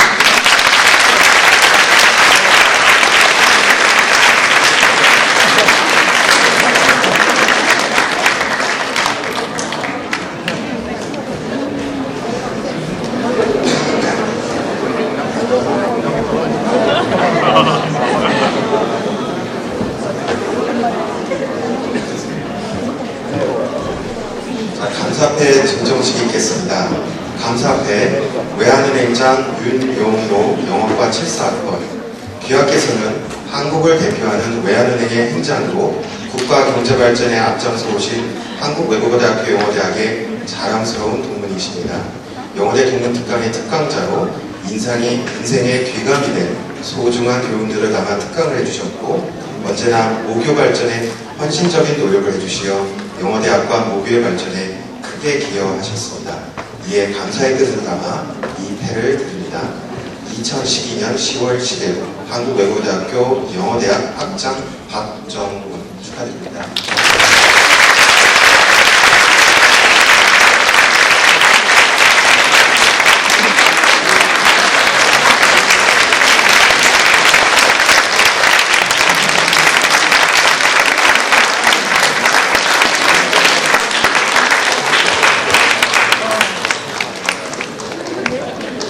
오늘 행장님께서 가장 고생이 많으셨고 우리 영어대 교수님들과 영어대 동문임원분들 그리고 우리 학생들 너무 고생이 많으셨습니다. 오늘 동문특강의 마지막 순서는 단체 사진 촬영이 있겠습니다. 그래서 우리 영어대 동문의 임원님들과 우리 영어대 교수님들 우리 학생들 단체 사진 같이 촬영해 주시기 바랍니다. 그래서 중앙에 연단에 올라와주세요. 그리고 오늘 수고 많으셨습니다. 감사합니다.